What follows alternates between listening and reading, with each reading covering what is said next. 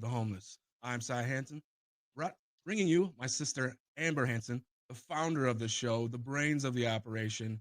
We are here to discuss the crisis of homelessness, specifically in Dakota County, Minnesota, where Amber works for Ally Supportive Services. And Amber, if you could, go ahead and tell the audience a little bit more about your role at Ally, your job, what you do, everything. We want to know exactly what you do, if you may. Sure. But Sai, I'm gonna give the brains and the founder of this operation to you. Okay. Um, I've been doing this for a long time, as in social services, homeless services, uh, and always had a goal of reaching more people online. Nah. That's my brother Sai, uh, uh, as in the brains of this operation. All right. So yeah. Um, My role at Ally, I am founder and director of housing and homeless services at Ally Supportive Services in Dakota County, Minnesota. And my role is multifunctional. I not only supervise all programs, but I also operate as a foot on the ground worker. So I do hold an outreach position and do the work do the work of an outreach worker, and have also part of my position is a housing advocate for the long-term homeless. So some of the folks that we house, I see on a regular basis to ensure that their um, housing is maintained. So basically, it's really important to me to maintain a role in all of my programs, foot on the ground type of stuff. And I can't remain behind a desk, which is often part of a founder director role. But I feel like you can be so detached when you really step back that um, I do maintain a role in all of my programs. And then we have emergency shelter as well. And I do oversee that as well. So you actually kind of took the words out of my mouth as far as not being able to just sit behind a desk. It's not some people see the title of director and think that you're a person that's sitting behind a desk, looking at a computer, and you're all about numbers as far as and money for those who are not watching the podcast. But hmm so you have to be very hands on, and not only do you have to be very hands on, you have to be very passionate about what you do. Correct? Right. And then, like, in order to supervise my team, even, I feel like if I've been doing the work for many years, I think we're trying to count back. And talking about like my work history here, I did start in the field. Uh, I can't even think how many years ago it was, but you're right. I think the last podcast we talked, it was 25 plus years ago. I do Mm-hmm. get the, oh, you don't look like you've been in the field that long. I actually have, um, because my first job in the field was um, at uh, Cochrane Recovery Cochrane? Center. Yes, yeah. You remember? Of course. It was, but it was, I mean, back in the day when we had four buildings. So um, they're no longer there. But God, how long? I can't even remember the year. I want to say um, That would have been right nine, around the 1998, 19, right around, yeah, right around 1998, 1999 was when I worked there probably. So it's a long time ago.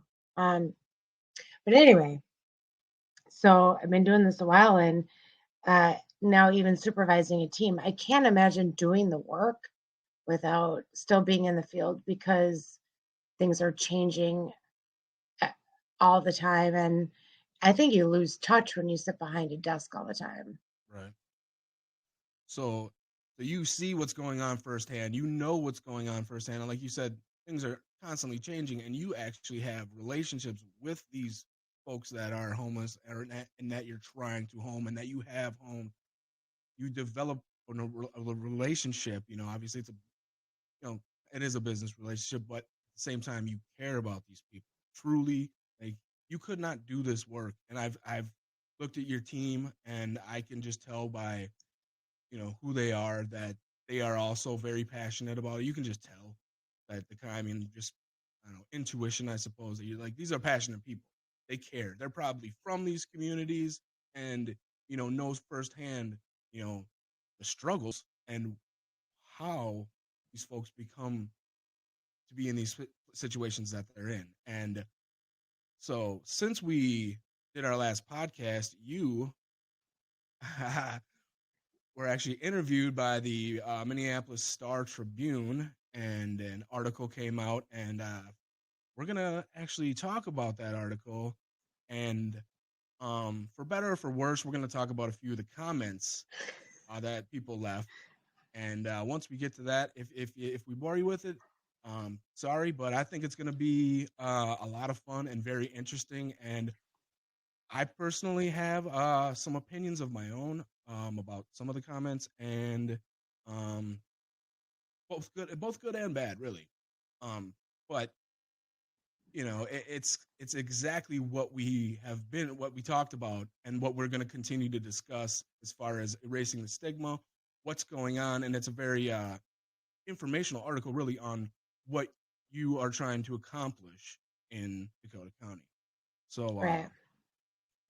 without so, and then the article link will be in the description down below, so people can go check that out in full and read it.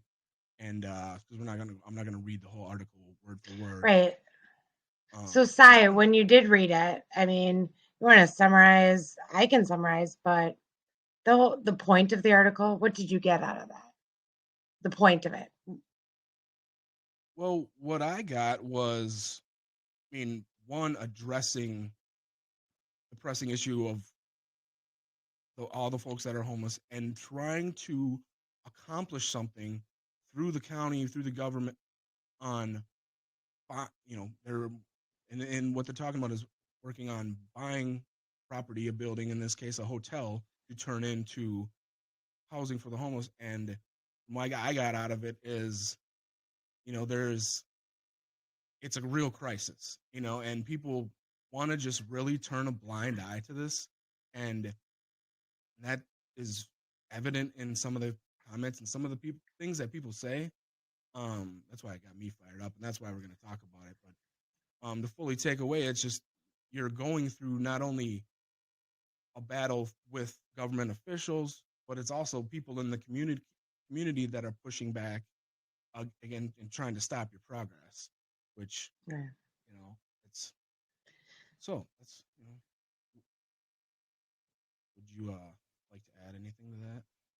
Yeah, I mean, what I got out of the interview was, I think the reason for it was questioning, uh, why is it taking so long Right. for Dakota County to come up with a permanent shelter? It's kind of, I think, was the bigger question at stake. Why is it taking so long? What are you doing? Why are you doing it quicker, or better? I think is kind of like the summary, or the question that didn't Mhm. wasn't asked, that it was like there. Yeah. And where my statement in the article was, do you support Dakota County and their new um, plan, because it extends into 2025? Hmm. And my answer was, in the article, it's probably a quotation, Hmm.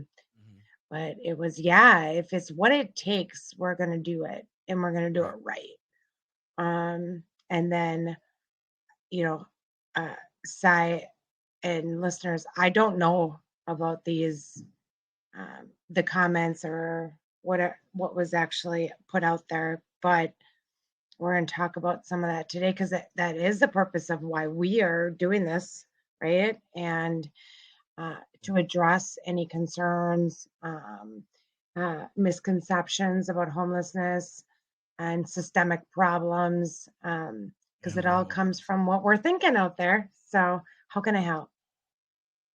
Hold on a second. Recording.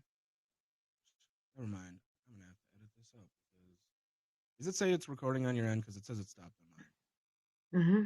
It's recording. Okay. Sorry. We'll edit that part out. My bad. Um. So can you explain what point in time (PIT) exactly is? Yeah. I will explain it.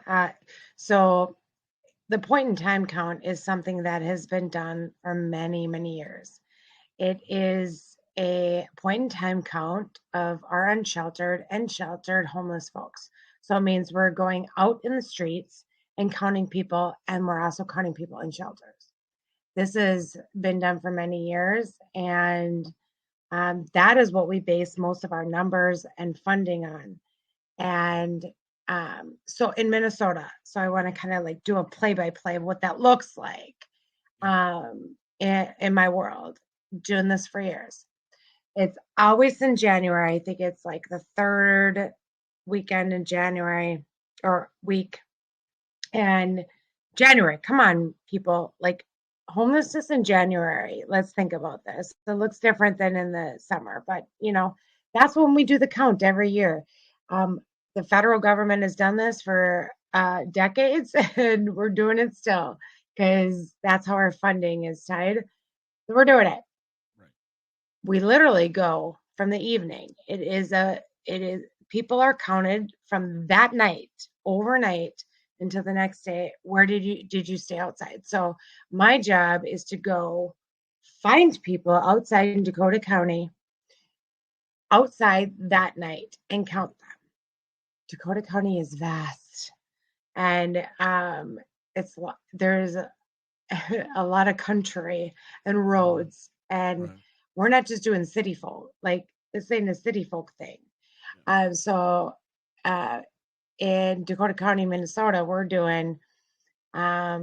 we are going through transit stations, but we're going to the rural areas and searching the woods and searching for camps ahead of time, mind you.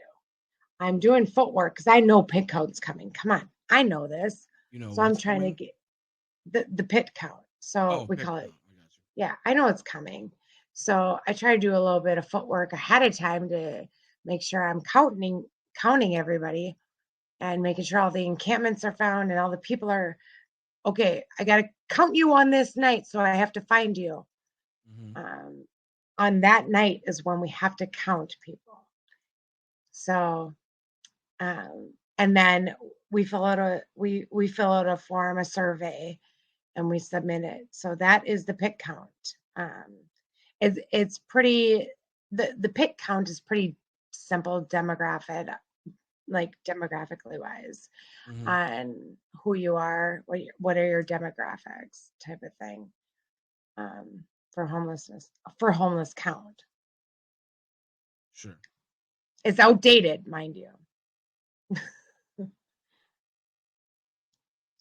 As far as the what what's being done, as far as the plan in place is outdated.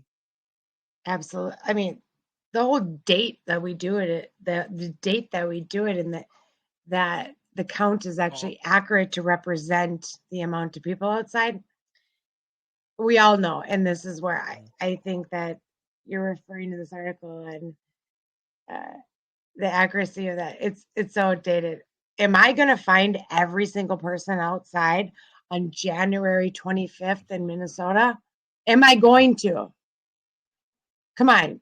Any listener, tell me yes. Tell me yes. Amber, you and your team are going to So find every single person outside. No. so you have to, in somewhat using your experience, not really assume but estimate, how many people are actually out there. You can only find. I mean, really, how many people can you physically go to in a night? You know. That's right.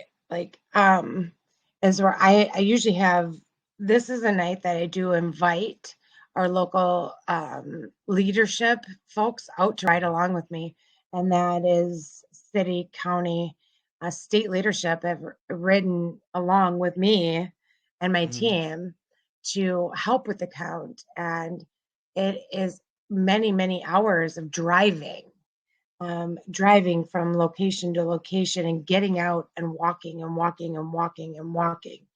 Um, so yeah, the time it takes, it's absolutely impossible to cover the entire grounds of Dakota County, Minnesota in one night for my team. Well, it's a big county. Like you said, there's a lot of places that these people go, like you said, in the woods. And they're in a essentially, you know, camping. Not by choice. It's not like, hey, we're gonna go out and have s'mores and marshmallows and stuff. But they're sleeping outside, trying to find shelter. And yeah, and when it's cold and it's windy, guess what? In Minnesota, the wooded area is better than being out in the wide open, right? So yeah, and Right. they have some of these people. They may have certain set of Now, skills, of survival skills, and there's more resources there than just on a city street somewhere. and when So I do this, though, even Sai, when I do this, you don't come creeping up on a camp that's like deep into the woods at like 1 a.m, man. And right, that's dumb. Who does that? Even I don't do that. yeah, When right, even yeah, I mean, when I do approach a camp, I usually holler ahead of time who I am and who I'm with. And they're like, oh, you're cool, because anybody creeping up on your space, even your house, you just come watching on your property. Who are you? Um, it's You're going to be protective of your space. So right, especially in the middle of the night. Yeah, oh my goodness. So the pig count, that's where there's a whole lot of things that don't make sense because come on now, when we're talking about rural Dakota County, I ain't creeping up on campments in the middle of the woods at 1, 2, 3 in the morning. That's when the count is done overnight. And I have to pre-plan and pre-warn people that are in camping. Say, hey, I'll probably be coming, to not for my own safety and to respect them.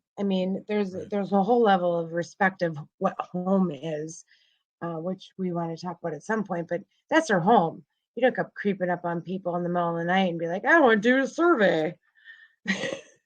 Yeah. Well, and that's what and I'm glad you brought that up because what I was thinking is to these folks, it's if that home, that's a lot of times all they have. So anybody who has a home and who works hard, regardless, these people still, they're surviving, which Mm-hmm. is incredibly hard in a winter in Minnesota. And so it's a lot of people refer to them as lazy and irresponsible, and it's like I would challenge these people. You go sleep outside in the Minnesota winter and see if you can survive without being out there for 2 hours and going booking at home or to the next hotel or whatever. So have a little bit of respect before you go talking trash on people that you don't know. That's a big thing for me. And this Oh, whole absolutely. One day I got to have one of my buddies on here that uh, has been doing some speaking engagements with me. I was chronically homeless and wants to do like survivals, skill, like teachings because he was mhm, once homeless. And because like that is exactly like there's so much respect. I just said buddy, which is funny because he's a previous client many years ago, but I there's so much respect there and how you did that, how you survived. He speaks sometimes with me about his homeless experience, but his level of skills is just amazing. So anyway, I hope to do that someday, but it's exactly how I feel. The respect there, like people don't know. I don't. When you and I talked last, it was that crazy snowstorm and snow right, rain yeah, storm. I don't want to be outside that day, but I knew people outside, mhm, and that's where I want to be like, hello. Can you imagine? Let's really think about this on a daily basis, because I do. And how cool is that someone that was a former client, you know, has not only turned their life around, and you were a part of that, and now they Hmm. is somebody that has helped, using their experience to help others, you know, and that's just, and I look at stuff like this and other podcasts that I do. If I can help one single person, you know, improve Yeah. their life, and just, and I've already had people reach out on the other stuff that I do, that it is helping, and that is the greatest feeling there is knowing that you can make a difference in somebody else's life, you know, Yeah. for the better. Like, there's nothing more gratifying than knowing that you help somebody. I don't know. I think that's the way I feel. But Right. And sometimes it's better coming from and seeing that's where, like, you and I both have our own experiences. But then, like, having somebody that I worked with, having him share his experience alongside with mine, the work I do, us together, it just is so much more impactful. mhm. And people could see the act, like, it works. So that's all. Pull your bootstraps up. There's a process, and I got people to back up my process that it works. Mhm. So, getting back to this article, so there's a lot of back and forth about, the plan that has been working, in place, or, suggested. There's one that back in September, to buy this hotel in Egan, Yeah. and apparently a whole bunch of town folks went down there with their pitchforks and were protesting the purchase of a hotel Hmm. that's apparently being unused, right? Okay, a big building that is empty, and so the city wants to buy it. Okay, the price tag, it's a lot of money. I mean, it's gonna be, you're buying a hotel. A lot of things are a lot of money, Right. especially when we're talking government, especially when we're talking paying taxes. I mean, Right. okay, and I can get in it. So they say 24 million for this hotel. Oh. Well, they're blocking it because it's located by a park, and several restaurants, and a Mhm. Montessori school, which you are familiar with Montessori schools. I do love Um, Montessori. so, and then there's a bit of back and forth about the numbers of the homeless, because there's apparently some research that says that it has dropped. There's, estimates of your own and your own company that say no, no, no, no, no, they have not dropped, they have grown. And in your handout, who you can believe who you want. You can believe the people that are on the street, or you can believe some research company that, I don't know. I didn't look into the research company. I didn't do any of that. It's in the article. People can go do their own research if you want to look more into this, which I highly suggest that you do. So what I want to get to the comments is, one, I feel like talk is good. It's not always good to, you don't always need to tell your opinion on things, but hey, it's a free country and we have freedom of speech, and you can go ahead and do that. It allows us to go ahead and do our own podcast about whatever we want. And so I believe that the conversation is good. Some people even have some suggestions on what they think. Like, one of the first comments is that they think it would be, I would like to get your opinion on this. No, Messiah, are you going to tell everybody that I am not aware of these comments? I have not read them. Okay, So, correct. So Amber was made aware by a friend that had read it, said that there was some nasty things in the comments. So, me being who I am, I got deep into the comments, and I don't know what they and are. I want to really try to, and also I want to understand, one, what's really going on in the article, so I know what these people are. I have a little bit of my own self education on what they're saying. So, I think you had to one, pay it. Like, yeah, I had to pay $2 or something to read it, and I didn't do okay, so that. I don't You know, know. Anyway, I feel kind of bad because I'm an old school newspaper person for you real. paid the $2. I I didn't because that's only a digital, and then it's all this other. But Oh, I did log in and make my own account so I could get read oh, deep in these comments. okay. You know So what I this is mean? new to me. But what did they Okay, so say? yeah, so you have no idea what's No. in this. Mm-mm. So here somebody has okay, so they did the math apparently on this hotel and how many rooms, Oh, and so it would be 485. I didn't do the math. I'm trusting such and such on the internet that they did their correct. okay. So they're saying that it's $485,000 per room, which apparently is more costly than the price of a house of a home in Egan. So okay, well, we're talking about hundreds of homes. Okay, well, if there's, now, I don't know how well this person understands the housing market, but if you have, let's say, 100 homes I for don't know what sale, number they're going off of. Like, what are they the going off of? I'm guessing the 24 million divided by how many rooms are in this hotel room is what Oh, I'm so they're guessing not as to taking what into there's. consideration the 24-hour staffing and like, come on, man. They're not okay. So Holy that's macaroni, okay. Well, Batman. let me finish real quick, and then I Okay. want your Okay. total. Okay. Um, So okay, let me explain something real quick.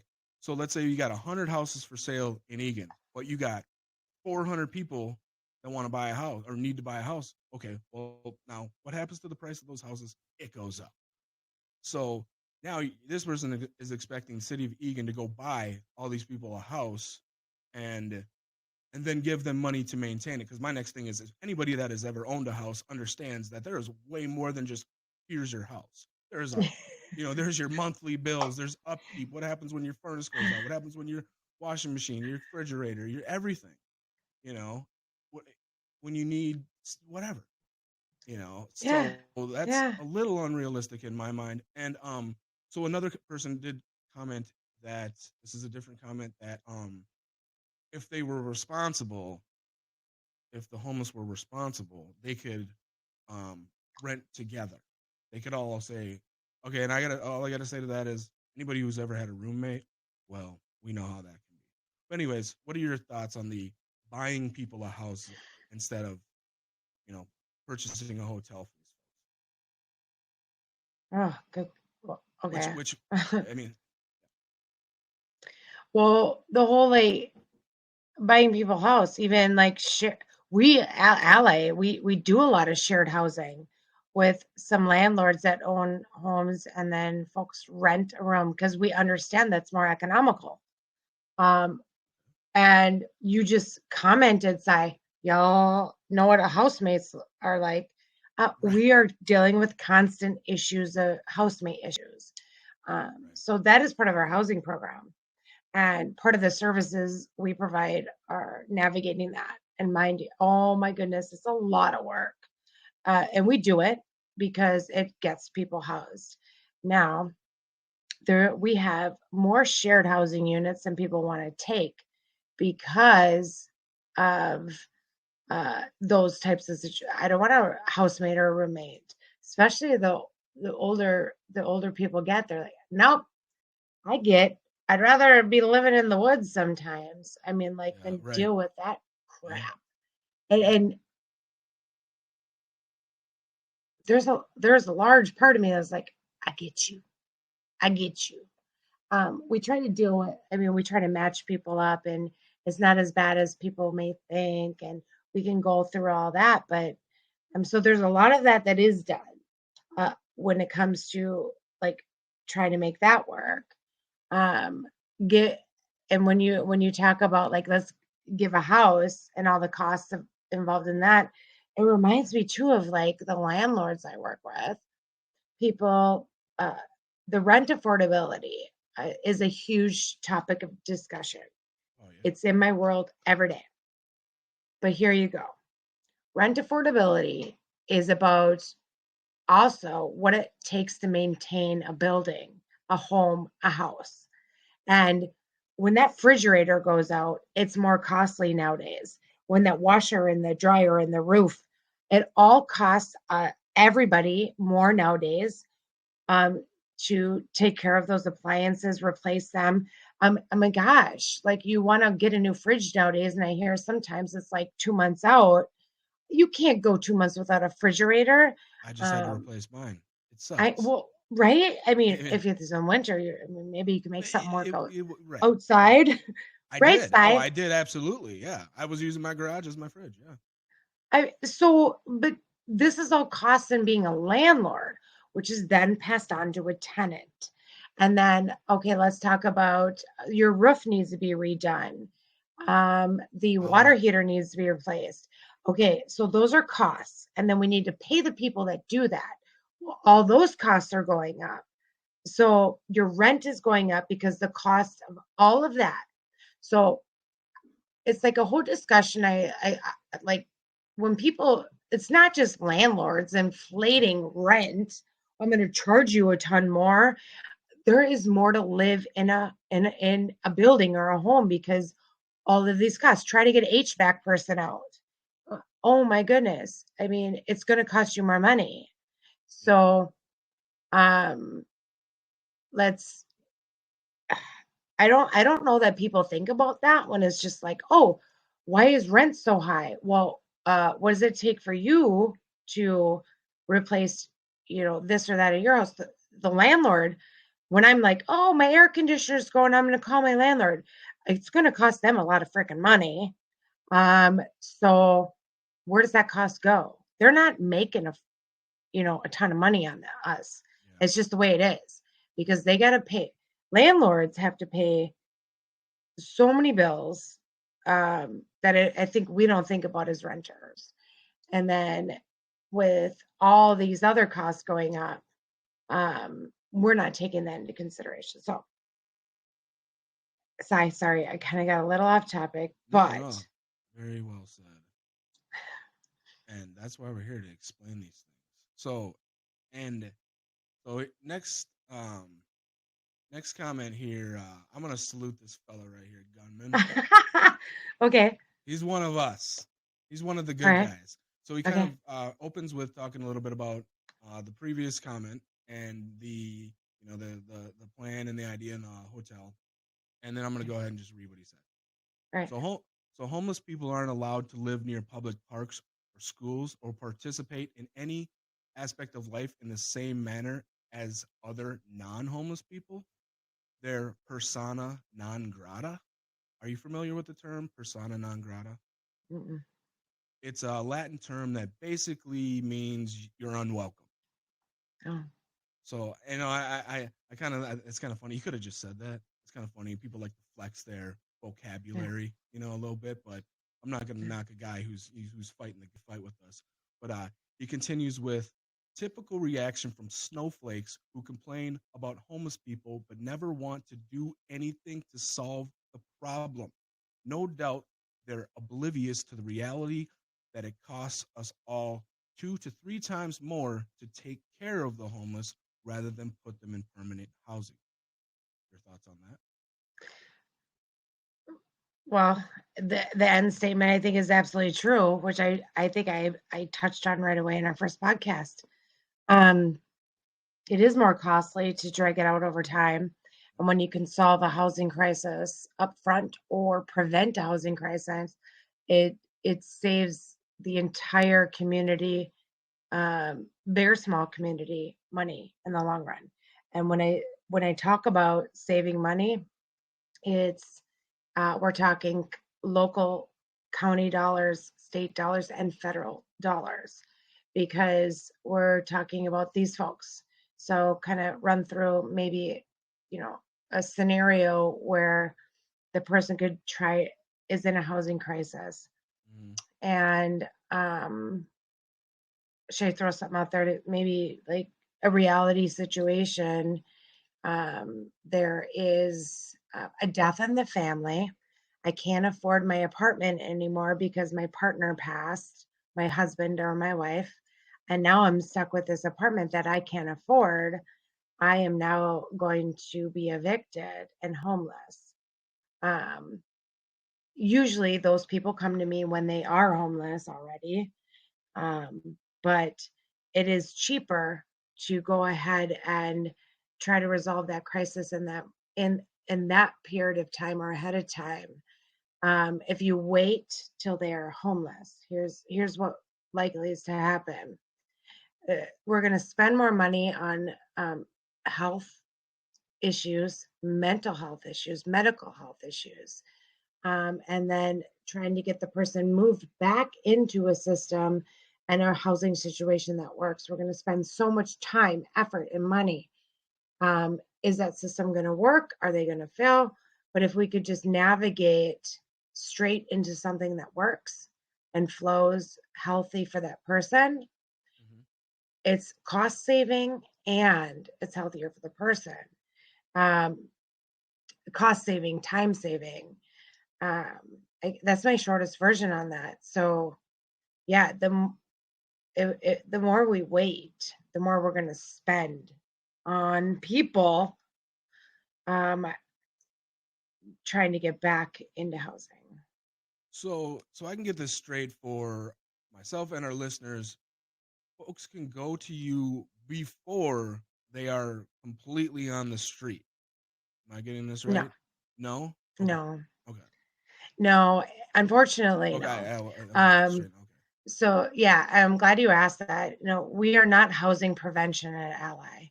That's like a whole team in itself. In Dakota County, that is a county-run program. At Ally, we serve those are already homeless.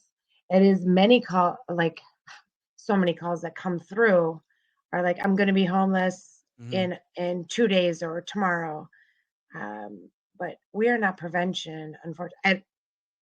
We'll give resources, but it's so what you're saying as far as prevention, like to get it for these people to get your help as soon as like they said, hey, if tomorrow you're not going to have a place to stay, call today, right? So we can get you enrolled and get everything going as far as in the program. Am I understanding it a little more correct, If they know they're going to be, they should be calling their local county workers. Okay. Their local county workers. We're serving folks that are already outside. So, and that's also something I encourage is don't wait till the last minute. Okay. Yeah. Well, yeah, and that's what people do. Right. Oh, and now I'm in a crisis. I'm going to be evicted. No. Sure. And hopefully we can there are resources out there in Dakota County that are pretty amazing. I want to do the shout out right now, if I can. Shout out. We're going to do some preventative shout outs. 360 Communities is one of the organizations in Dakota County that does a lot. Yeah. That does a lot of preventative stuff. And then Dakota County itself has a lot of eviction prevention and prevention type of services. But the key is don't wait till it's like an absolute crisis and you're almost homeless. It's when you're struggling, contact them. So if people do reach out to us, those are the resources we give, Cy. We are not the ones to provide that service, but we will provide that resource. There is, oh my gosh, there is another preventative resource. It's on the other side of the county, and I'm literally blanking right now, because it's on I want to say it. We go east side.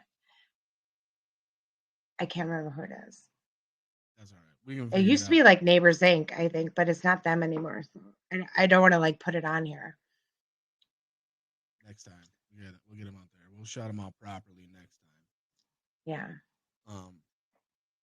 So here we have our first commenter comments back to Mr. Gunman and says, "They're persona non grata." Yes. That means question mark? Yes, they are unwelcome, this person says. Some actions are not discrimination, but experience. Now, explain that to me. Explain how it's not discrimination when you see a person and, you had a bad experience. I've had a bad experience at McDonald's before. It doesn't mean I didn't go back,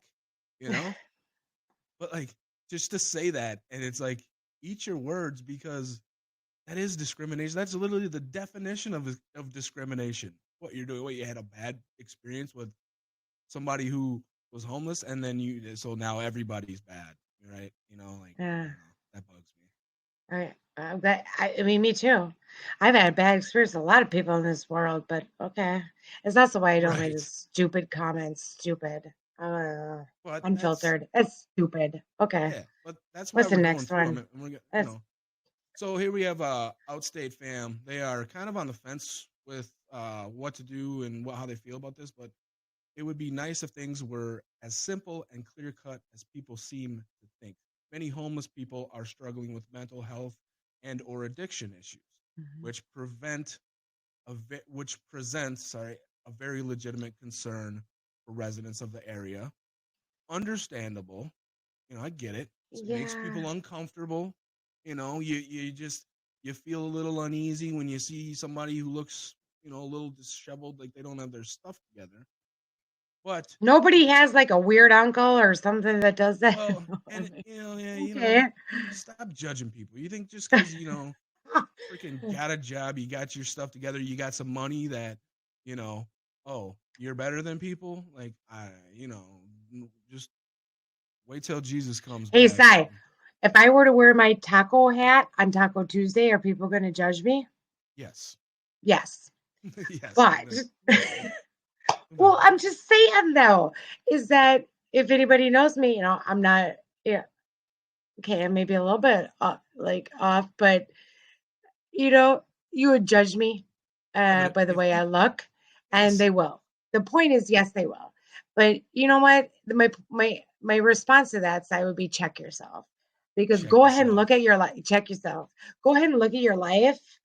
Look at your mom and your dad and your grandpa and your grandma and your brother and your sister, and more yourself. Look in the frickin' mirror, frickin' mirror, It's because okay. there's We can cuss. yeah, it was unfiltered, but I'm trying to maintain a little bit. I But get you. Yeah, me too. I am too, a little bit. But go ahead and look at yourself, because judgment. Oh, you know what? I bring up the Taco Tuesday thing just because like I was just so envious of us going to Taco Tuesday and looking at that hat and like, oh, she stood out, and I was like, I wasn't judging her, but I was, because I'm like, she must have a lot of cool hats. I'm judging her. Other you people just might be thinking other things. I wear a hat. Anybody who sees me in any meeting, I don't know, it's a rare day that you'll see me without a hat. And people have brought that up before. To be honest, I they were like, "What? We see your hair." Someday, Si, we should show our matching streaks, but oh um, there's judgment, and you can never remove it. Absolutely, I don't believe. I no, you're don't not. believe that No. you and we're never going to remove a judgment. Absolute. Um, but you can be cognizant about, why am I judging this person, and think internally of like, um, like I'm judging this person. Why? And what does that mean to me? And what am I going to do with that? What's the purpose of it? Right. I think there's all that thought that could go behind, like, I'm judging this person, and what is the purpose of like putting it out there? I'm going to type it up. Ooh, this is going to make a difference in the world if I type this up on this judgment. Right. Take a I feel moment. I feel like Take a it's just, moment. those are the same people who love drama and gossip. They love Yes. to talk about other people and other people's stuff. You Oh, want to did you hear? circle back about Yeah, that? we don't use that word. But But yeah, my point is, those people may need a little bit of that. Like, I agree, 100%. And but so okay, here let's finish up this. that was a shout out to Brianna. Yeah, Brianna, she's gonna listen. yeah. Thanks, thanks for listening, Brianna. Appreciate you. Circle back. So let me circle back to the rest of this comment, and so they do have a good point, and it kind of talks about somewhat something that you were mentioning earlier. Perhaps our best investment could be in rehabilitation and prevention of severe mental health disorders and Mm, substance abuse. So, I mean, which is a very good, I think a very good point. Thank you, Outstate fam, for the comment. Um, there, yes, absolutely. If we can prevent, like, mental health is something that, a lot of people struggle with. And a lot of time, by the time you realize that you're struggling with it, it is just, it's there. Too That late. happened to me. Mm, Like, at almost 40 years old, I've, I've dealt with some depression issues. I've dealt with some anxiety issues that I'd never had in my entire life. And it came out of nowhere, for certain reasons and also just for unknown reasons. So it's mhm. something that, hey, you're not always warned. There's not a knock on your door the day before saying, hey, you're going to have mental health issues and it's going to prevent you from being able to hold down a job. It's going to prevent you from having a good relationship with your family, and so it's not something that you can just, I mean, I get prevention as far as, hey, get get on top of these things as soon as you possibly can. If you start to feel, you know, whatever, not feeling well, whether it's depression, stuff like that. I mean, who knows? Every person is different. I'm sure you know this as well as anybody that every single case, every single person, every single soul is It's completely different. different and unique. Uh, Right? oh my goodness. Everybody is different. Um, Anxiety and depression are some of the biggest factors we see in leading to many other issues, and every experience is different. Um, so what led to that? Life experiences and trauma, and what people experience as trauma, and how they've lived their life. Um, all every single individual human is different, and Mhm. that's something you'll never hear me talk enough about when we talk about homelessness and resolution to homelessness. Is every single human is different, and when like we meet people outside and we try to work with them, every single situation is different.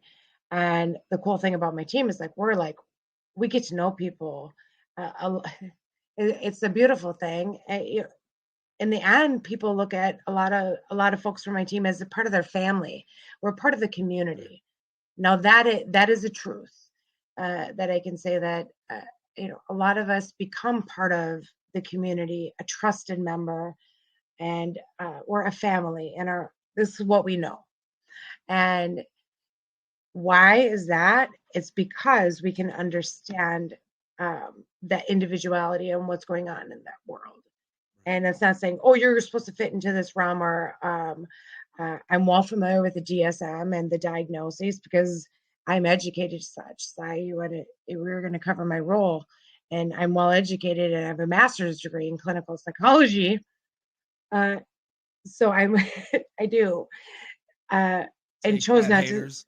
Yeah, take that. I took that, and I'm out in the field. It's I'm well educated in it, but not one page in a book is going to fit a human. And Right. so, yeah, I think that we as humans can understand each other better when we can talk about our experiences, but then also um, uh, understand what's going on. It's kind of twofold. Understand by talking about it. I would say, like, I'm a listener often, but I also talk about it. Hey, I get you. Um, that's why I'm here today, because my clients know um, I talk about, if I can relate to you, I will, but if I can, I'm like, I don't know. But Yeah. something we should talk about, say. Well, and so, somebody asks, family around, question mark. Aaron Adler, the reporter and Yeah. author of the article, replies, typically no. Some people describe people who are homeless as having a catastrophic breakdown of all social connections. So that's one thing, you kind of ask. What? So it's kind of a weirded word, but here's what I think she's trying to say is basically, um, it's kind of weirded word for a reporter as well. But excuse me. I think what she's trying to say is basically, for one reason or another, these people don't have family that they can rely on and Mm. just, you know, Oh. somewhere you can stay, somebody will put you up. But we all, I mean, that's another thing where it's like, oh, can such and such just come live with you? I mean, I have a lot to say about that. go for it. Culturally, um, culturally, uh, we don't do that. We have a very short fuse for that. And what I think I learned more about that, um, Ally, we did a targeted outreach, specific service to um, folks of color in Dakota County. And what I learned through that, though, is when we're doing a targeted, focused service, um, I'm just going to say, like, I can't spit out the numbers today, but uh, Dakota County, Minnesota is predominantly white, with non-white Caucasian folk, Black African American, the next group, and then other races, other taking up the rest of the pie chart. And I don't want to like not make that as important, but when I do my own reporting, there is a very big it's literally two halves of a pie chart: white Caucasian, Black African American, and like a 1% of other races on who we serve. And when we So did this, it's pretty yeah, 50-50 right no, now. No. it's typically 60-30 Okay. or 60 Okay. 40. It's always been this way since I've been doing my demographics. But but notably, that doesn't match Dakota County's population. That's who I serve, but that is not matching to the demographics of the population. Mhm. So that does, I think that speaks to culture of poverty. I think that um, there's a lot. Many years ago, I went through this training on culture of poverty, and then it also speaks to our services are not tailored culturally to meet the need. And when we were doing this specific targeted outreach, when I go out on outreach, my team goes out on outreach. If you want to think about who are staying outside in a tent or a camper or outside, they're white folks. And if those that are non-whites, they are more likely to be taken in here and there, maybe not all the time, but we call them couch hopping. But family members are going to take them in for a period Mhm. of time and they're going to bounce from place to place, but family will take them in. Um, and that's non whites. If you want to, you could break it down even more culturally to Pacific Islanders and Asians and Hispanics, we'll see even less because they take care of each other. I was gonna. I thought that as soon as you Started said talking that. about Well, because like here in Minnesota and Dakota County, and we have a huge Hmong population. mhm, And shout out to the we you know great people, but they take care of their care own. They would not. I mean, you would have to do something literally catastrophic, to quote Aaron, to be ousted from your family because those folks take care of their own. because it's a Right. cultural norm, and that's where I'm saying like we do need to look closer at how we can best serve people culturally, and our services are directed towards white folks. But how can we look at things differently and how can we maybe learn better? And this is also side why I wanted to do something about what is home and what does that look like, and people have these expectations. If we look at expectations of what home looks like, that is going to look like differently by individuals. And if we want to look like individuals and what their culture is, what their life experience is, that's going to look different. Yeah. Whoa. And I want to like, that would be a dream of mine to open people's eyes on like, oh, like uh, home to me is this, like home to you could be completely different to what's home to everybody else. And we need to set our political standards on what home to the individual is. Oh my goodness. Home to the white person, because that's who makes the decisions in Minnesota. I'm sorry. Um, every level of government. That's my opinion. I mean, but I could probably back it up if we look at it. Um, but it needs to be looked at differently. So when it comes to that kind of stuff, I think we do need to look at how we see housing and homelessness on a cultural level. Right. Yeah, a lot of times, I mean, that's the thing. I'm sorry, but I'll say it. White people are quicker to be like, you know what? F you. You're a f up. You're nothing but a Out of drunk. here. You're nothing but Out of a here. druggie. Get out of here. Get out of my life. I want nothing to do with you. You stole from me once. Get out of here. And I'm done Hmm. with you. I feel like they'll Hmm. cut people off. I mean, I There's get a it. cultural, I get it. But we get it, but there's a cultural norm there. Wouldn't you agree? absolutely, That, absolutely, 100%. And that's what I'm saying. uh, Knowing as many people in the Hmong community as I do, like I know firsthand that there's a reason why these folks they're not out on the streets. They take care of their. It's just a completely different lifestyle, mindset, and just plain old culture. You know, mhm. of and maybe that's a community because with white people there is no community. You know what I mean? There's not like one thing that could be probably because there's stigma against that. You can't be there's no white pride. If you're white We pride, you can't are have that. No, you can't have even that. though, Like aside, I mean, we could be, I mean, we don't even know what to do with ourselves here. We could be mixed because we have a little bit of everything in us, but we can't claim. right. What are we gonna do? Uh, the way we look, people are gonna judge us. Number one, Right. and then no white pride. Yeah, Yeah. still, we wouldn't take care of our own. We If are, if but uh, it's yeah, I rep it, native pride all day long. we yeah. Very I proud. mean, Yeah. but there's judgment, and but Right. there is a, I want to say there's a cultural thing, and white people can't do like I, how did this happen in our culture, um that you stop like taking care of yourselves, like uh i want to I want to kind of do like, tribe mentality side. If we want to talk about Native American culture, you take care of Hmm. your own, Right. but this doesn't happen anymore. Like, uh we can't though either. Like, white people can't. You can't have white pride.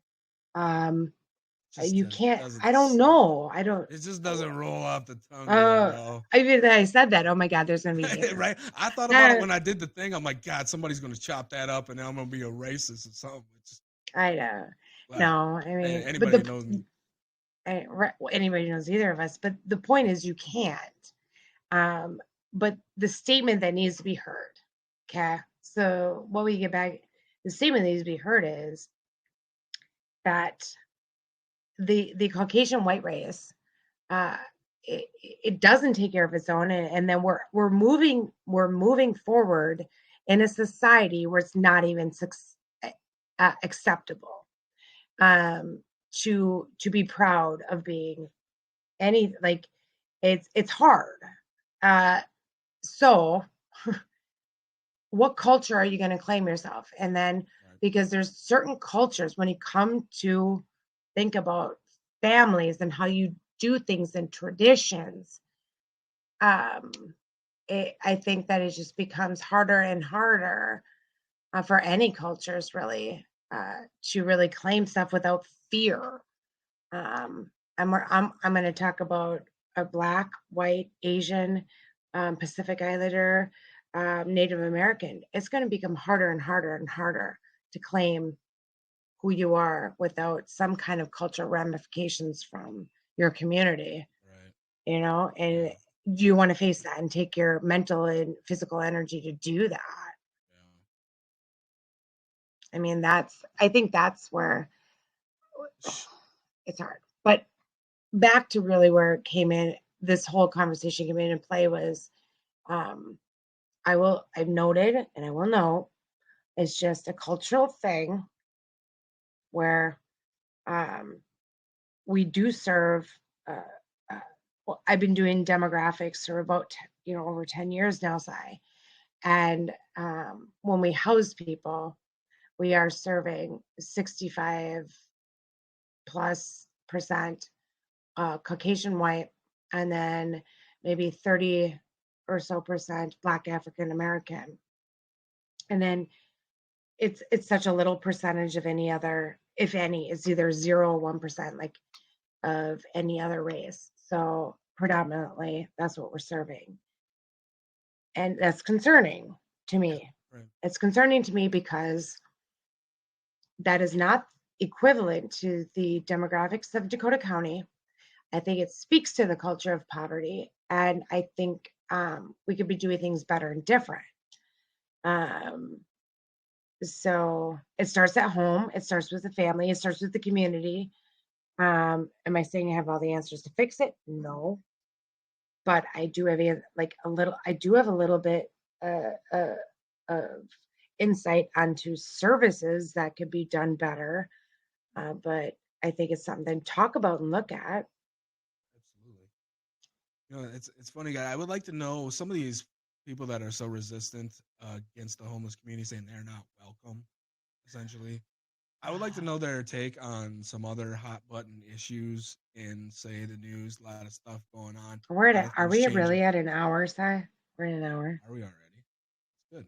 Well, okay. So if anybody's, it's about to get real spicy here, real quick, because this next comment is the reason why I wanted to get into these. I'm sorry it took so long, but I think we got out a lot of great information, and so before without any further ado, let me get to Waldo Mom Mom. Waldo Mom Mom. Okay. So Waldo Mom Mom, who was probably at home on her couch in her pajamas, sipping on her Starbucks when she made this comment. Let me get into this one. Okay. What'd you say? Okay, that's all I have to say about that. Okay, here we go. Dakota County does a nightly homeless count, PIT, which we have talked about, and gets one number, but the director of homelessness doubles or triples the number because somehow she knows better. How convenient for her and others to make their living off our most unfortunate souls. Oh, so concerning at the end there. So basically what this lady is saying is that you're just pencil pushing behind the desk, making your money, saying, "Oh, this is the number. Let's triple it so it sounds better to make my job look more important," or whatever the hell this person's trying to get at.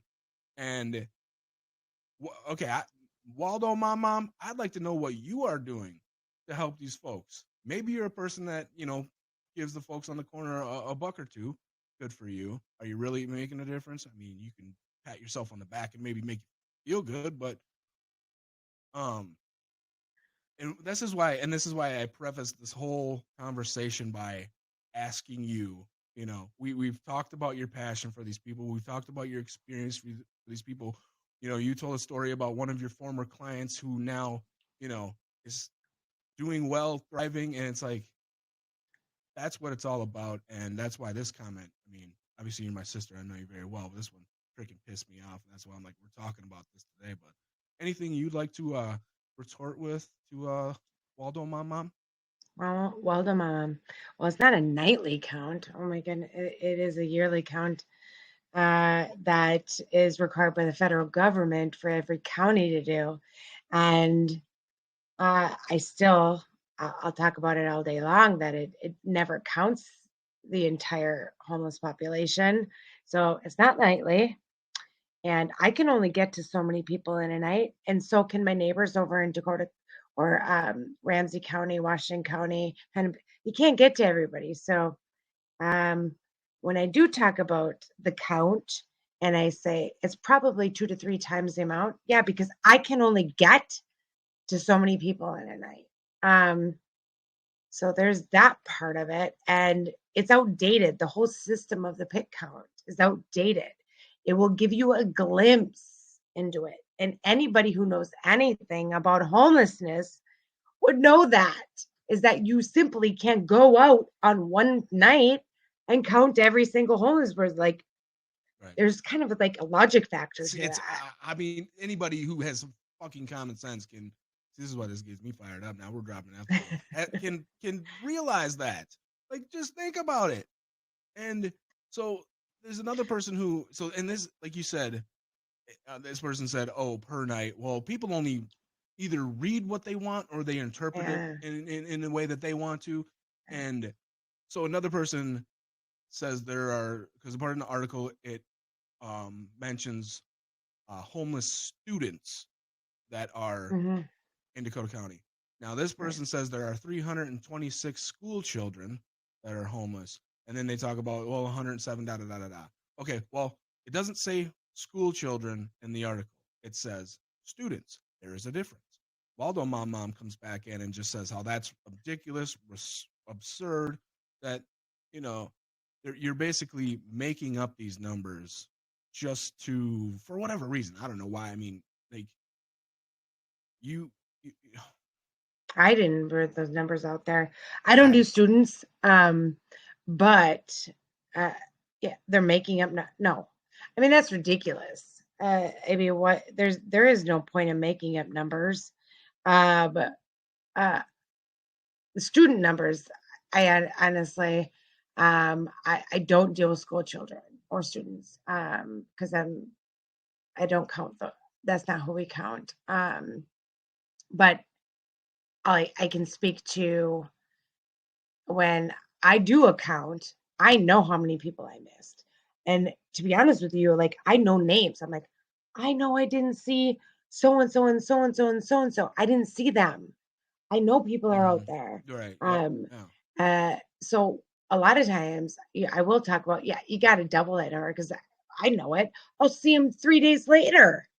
Right. Um, oh my goodness. And that's where you literally cannot get to every corner of the universe in one night. So it gives a glimpse. Um, well done, mama. So one more thing, she also accuses you of mixing and matching your statistics um to promote their agenda at the same time obscuring it. Now, if you just go ahead and like to tell the listeners what is your agenda, My agenda. Amber? I mean, My what are you agenda. trying to do? What are you trying to? What's the main thing you try to do with your job? Why the fuck am I here? Am I here because like am I getting paid to be here right now, Si? No. What Right. the fuck? Um, No, I we're doing this will on our own time, trying to raise awareness. So, right. Holy shit. I will say I think that either was misquoted or I misspoke. I don't know because the reporters they record shit. They asked about how many people like I serve. I gave quarterly numbers and I think she put it in the article. It was like a monthly number.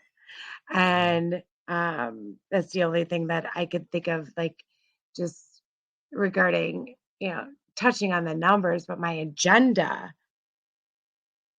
Yeah, my agenda here is to educate the community. Absolutely. Furthermore, why do I have an agenda of educating the community? Does that benefit me?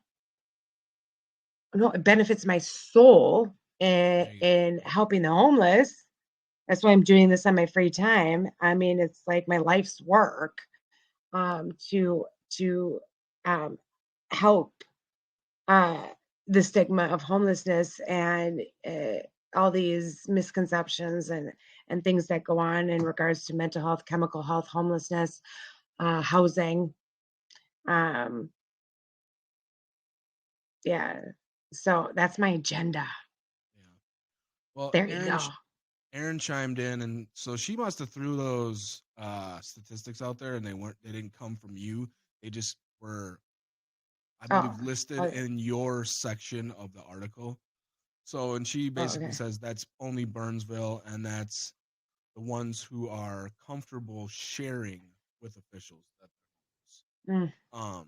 So anyway, so I'm guessing this is how, and this is how things can get misconstrued through, you know, it's kind of like the telephone game. If I tell you this, you're gonna tell somebody else, and then down the line, it's something completely different. And mhm. but there are, you do have backers. People are defending you as well in these comments. As far as like, just understanding that, yeah, like they get it. These are, well, I mean, some folks do have common sense, and so people are trying to say that the homeless uh, population, if you will, has gone down in the past few years because I referenced this research company that says that they've gone down. Somebody like Mhm. you who is in the field, hands on, day in, day out, knows that it's not going down; it's getting worse. And some folks say, "Hey, who knows this?" Well, just people who have eyes that live in the city, or you look around, you're like, "Hey, there's a lot more people maybe standing on the corner." I've noticed it.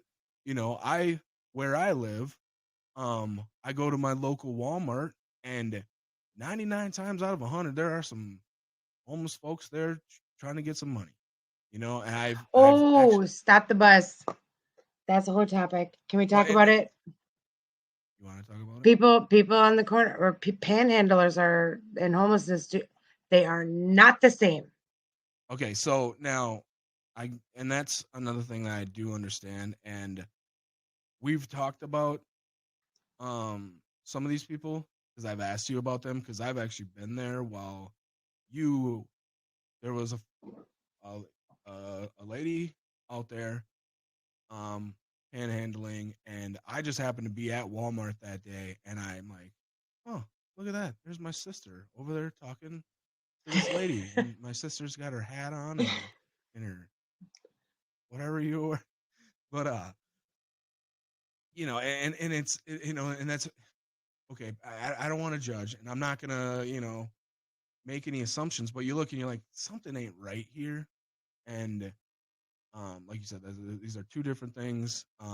But regardless, it's still most likely a mental health issue because it's it takes some guts to get out there and beg for money. I'm sorry.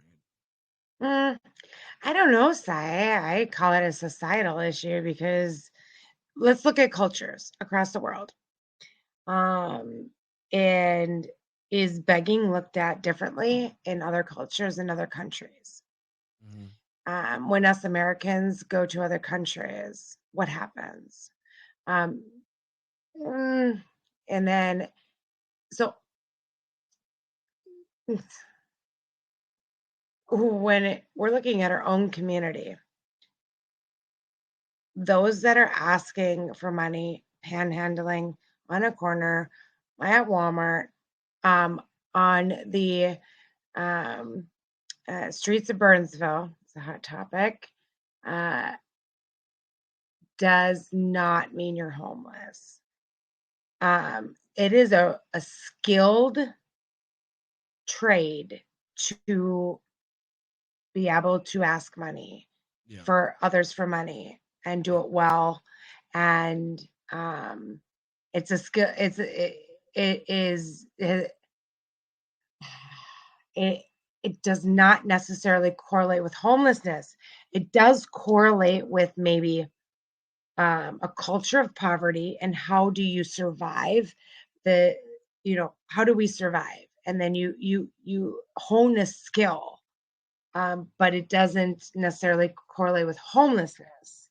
Sure. It correlates with survival in poverty and uh, obtaining what you need to survive, which is money gives you things. And so homelessness and panhandling and begging, I got to tell you, where we live, it doesn't coincide, and that's people need to realize that.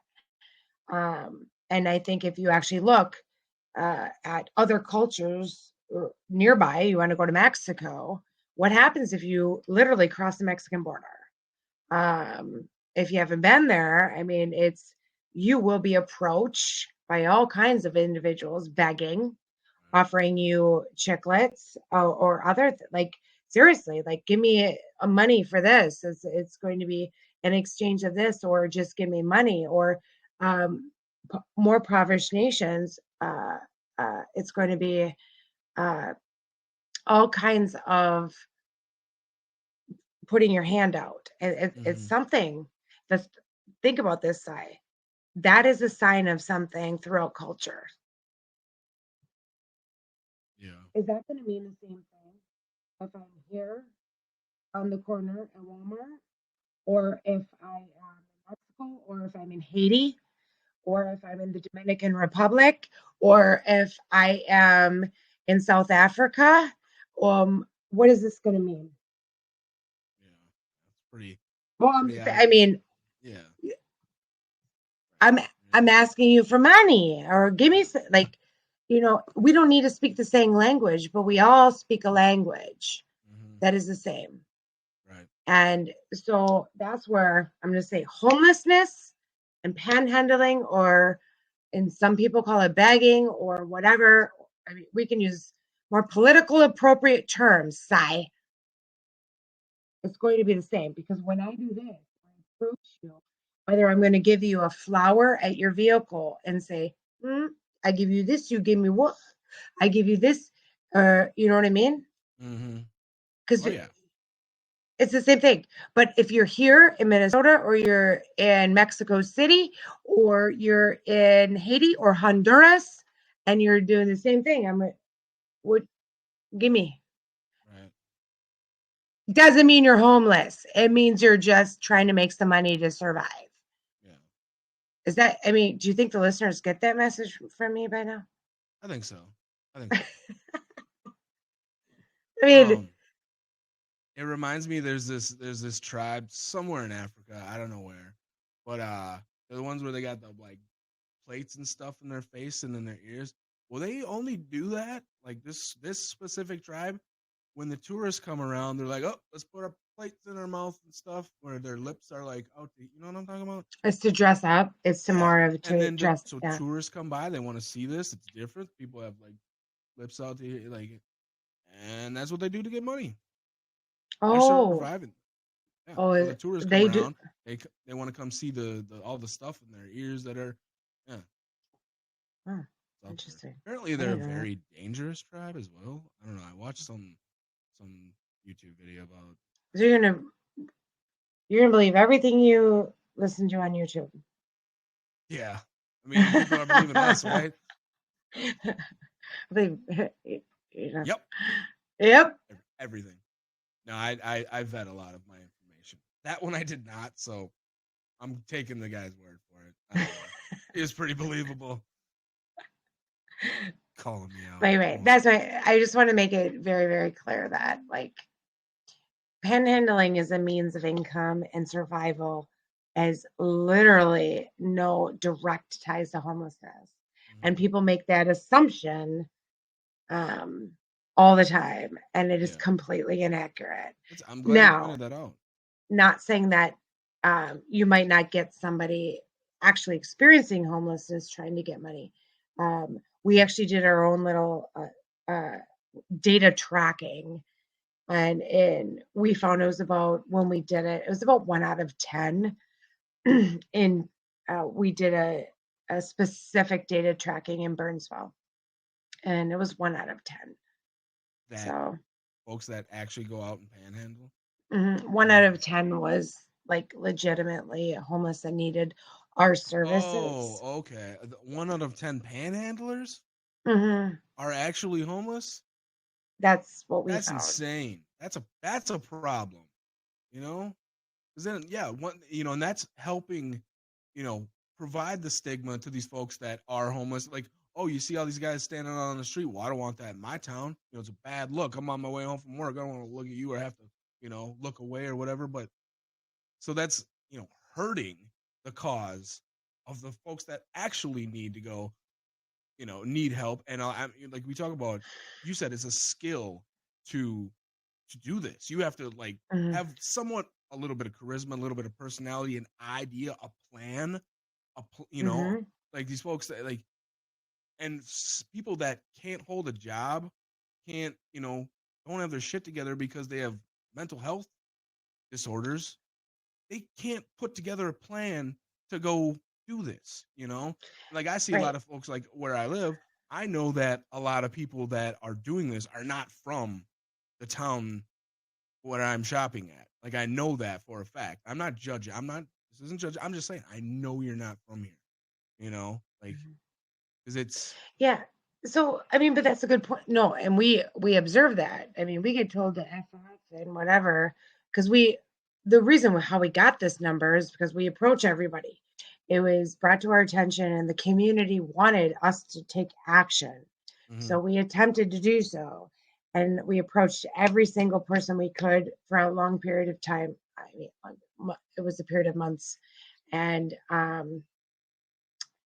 uh, we engaged them to the point where if we got a name and got to know their housing situation and um, most that's how we found out most weren't homeless, but then we also um, we could observe mental illness or chemical dependency issues. And we also, though, just because we're homeless outreach doesn't mean we didn't be like, hey, we can help you with this. Here's our card if you need anything, because we're still mhm, going to be a resource to connect with services should people want them. yeah, But again, that's where, it's the mobile MICD, mental illness, chemical dependency type of resources are necessary because um, that does play a factor into other stuff where like we see panhandling. yeah. Which it's tough because what do you do? Maybe panhandlers, maybe they're just struggling. They're like, hey, this is a means of income. I'm not gonna knock anybody's hustle. Do I what you got to do. personally, I've personally like on my house, like I've known people who do this, and I'm not going to say they're not bad people. Yeah. But when you make really good money doing that, it's hard not to do it too. Like, so I also try to educate the community on like stop giving money. You're not Yeah. helping make the change that needs to stop giving money. Right. I know these people on the cardboard side. I'm like, you are not homeless. I housed you, and you have a house. And what are you doing? No. So there's a stop. The community needs to stop. If you want to do anything, and this is something I talk about, side and a lot of my, if you're like, oh, that person needs my help, and you're just feeling like you need to give something, um, you know what? Uh, if you're willing, stop by and get some of our outreach cards and go ahead and give a card in my community. And if you're not in my community and you're listening, go ahead and roll down your window and ask, are you homeless too? I mean, that's what I do. So Amber, what do you Mhm. do? Because I'm driving around, I'm like, whoa, there's somebody on the side of the road. The first question that comes out of my mouth is, are you homeless? And you know what? The look on the person's face is kind of like, They're not expecting that. no, They're like, what do I don't you think um I I'm gonna struggle to remember a time that I was told yes. I am. I'm not gonna say it never happened, but I'm gonna struggle to tell you a story. So I don't have a prominent story to tell you. I got lots of stories that are really awesome, but I don't have a cool story on that. That's So the best thing you could do, number one, ask a question, but then number two, if you feel like you just want to give, because that's what makes people's hearts warm. And even if you feel like the person's in need, go ahead and buy them a burger or mhm. give your granola bar that's in your a car or your gloves. You're like, if they're really standing out there without gloves, they might not have them. That's the Yeah. truth. So go ahead and like do something like that. That's like see the human in people. So I don't want to say like don't see the human in that person in front of you because they're doing that for a reason. Yeah. I just want to disseminate that from homelessness, but I don't want to say that that activity is not doesn't deserve a human acknowledgement. You know what I mean? Mhm. Um, so there's just better ways to go about giving and helping people. Sure. Yeah, and I've done that too, where it's like I stop at a gas station and somebody's out there panhandling, and I'm like, hey, you want? It's if it's cold out, I'm like, hey, you want a cup of coffee? You know, you want Yeah, a hot cup of cool. coffee? There you You go. know, like I- like other than it's like, what do you need? What you're out here. I know you're cold. Like, I know a hot Right? drink would be nice right now. So cost me That's $1 rather yeah. than I don't know. See, and that kind of thing is like, hey, you didn't assume any like certain situation. I'm like, okay, that person looks like they need a cup of coffee. Right. I mean, something like that. You ain't putting a lot more into like their situation other than like, what's going on here? They need coffee. Yeah. Right. Like you can tell. I've done it a few times, and nobody's ever said no, thank you to a cup of coffee, and especially Hmm. when they're standing outside in the cold, doing whatever they're doing. Like I said, I Yeah. don't judge. I don't know. Like I look at things. Like I try to look at it. Like we talked about earlier. Like that could be freaking me someday. You Hmm. just never know. Right. Unfortunate circumstances. It could be, and I think that's something we need to pound home, and something people need to think about is that hey, that could be any one of us. Not only could it be you, it could be your brother, it could be your sister, it could be your mom, your dad, your aunt, your uncle, any of your loved ones. It could be them out there. Right. So What if it was? I've been talking a lot about that lately. I know it all too well. And then going through my own medical crises lately, like um, Yeah. it, that could be me. Right. I mean, I've been talking and really reflecting a lot about that. And I talk about it just so like all the listeners are gonna know the details, but I will talk openly about like, gosh, when you get hit with some medical crisis, this is how it could take somebody down. And like Mm-hmm. you could be facing a housing crisis, income crisis very, very quickly and unexpectedly. And I see this regularly. Now I lived it. So it's a whole new perspective on um like I've seen it and now I could say, oh man, well, Yeah. everybody knows I'm still living it. So we'll talk about that. We're going to talk about homelessness and medical stuff at some point. Sure. And yeah, it could happen to anybody at any time unexpectedly. And like we talked about earlier, same thing with mental health. Like it doesn't give you a warning as to what's coming and what's going to go on. Like I have a lot of close friends, family members that have dealt with shit that you're like, and a lot of people, it's like it's people that you would never expect to have to. That like, dang, I thought they had their stuff. Well, sometimes if shit ain't working right up here, like there's nothing you can do as a person sometimes to write it. You're just it's a it's a struggle, it's a battle, and people that don't like for years and years, I never understood it. Somebody who's very very close to me dealt with some very very serious mental health issues. I mean, I don't want to say any names, but I mean we're talking as close as to me as you could possibly get, and it was. I mean, not only catastrophic to watch, but catastrophic to deal with still to this day. Some of the issues and yeah, it's tough. And there was no warning whatsoever. It was just flip a switch, person change, life is different forever. And what do? You can't predict these things. So it's unfortunate, No, and you can't. yeah, that's why the word of the day, compassion, right? Like have some compassion, have some patience. Something a lot of people need to freaking work on, myself included. And I'm not trying to sit up here and say that I'm perfect and I have all the answers.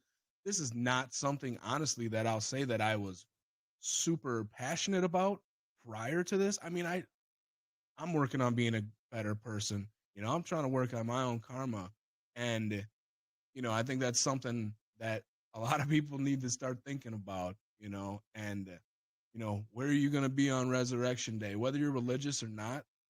One day, Judgment Day is coming for all of us. Like I said, regardless of what your religious views are, and I'm not going to get into all that, but one day we're going to meet our Maker one way or the other, and you better have a good damn answer why you treated people like shit who were below you. That's all I have to say about that. Yeah. But anyways, well, should we wrap this up? Put a bow on it? I suppose we should save some for next time. Yeah, man, we could just talk and talk and talk. Well, Like always, what do you have to say in closing? Yeah, because in closing, I told you I always have something. I don't know. I would like I would I would like to kind of summarize a little bit of what you just gave me, Sai, is let's let's close with the idea of compassion and looking at everybody around you like it could be yourself. That could be me Mhm. one day. That could Right. be me. That could be my mother, my brother, my dad, my sister. Like, and my situation could be there. You won't know it until you get there, but just let's go ahead and open up our mind to that Mhm. and say, like, that could be us in a non-judgmental way. And if it was, what am I gonna do? Um, I think that because we talk about taking care of our own, and I want to kind of wrap it around here, Sai, taking care of our own and a community is what we are. And I want to speak to the community and take care of our own. We have to think about what that means, of not thinking about ourselves all the time and thinking about um, how your actions and thoughts matter to the unknown person you may see on the street or in the store. Um, so my ending statement would be do something kind without thought or provocation. Just do something kind. Right. And don't do it. I mean, do it for yourself in your soul, but not for like, hey, look what I did. You As I know. said, yeah. Yeah. Like I know folks that help out like during the holidays, and it's hey, any help that you can do, whether it's working in the kitchen, volunteering in any way. Um, I encourage people to just go ahead and volunteer. Just keep it to yourself. I mean, Mhm. unless you're trying to encourage others to volunteer, you know what I mean? Don't do it in a way like, "Hey, look what I did," you know, I helped. Like, no, like have it in your heart that you're doing something good, and the only two people or whoever you help, only people that need to know about it are the person you help, yourself, and God. I don't know. Mhm. Don't be selfish, people. That drives me nuts. Anyways, well, Thanks, great job, Amber. We had thanks, a lot Sai. of information. Yeah, and you know, congrats on the article. Hopefully, there's a follow up from Aaron, as to how things are going and development of what the housing crisis that you are, you know, such an advocate for, and hopefully we do get some resolution to the situation.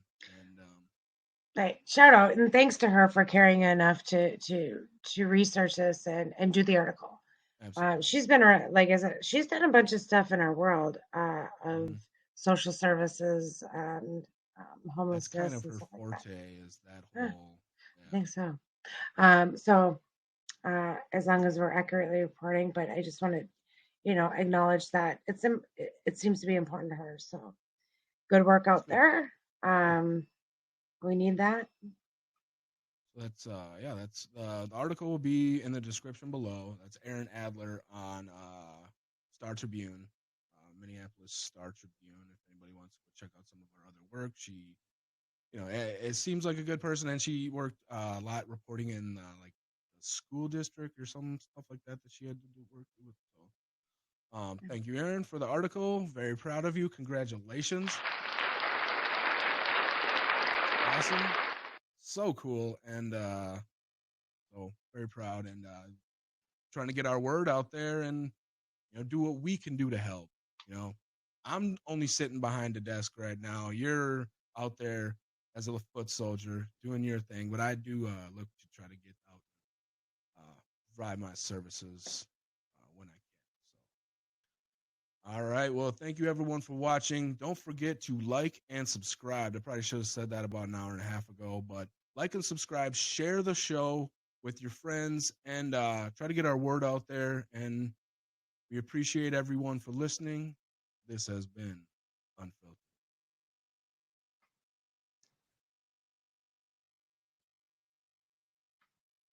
All right. Now you're going to have to click end on your end.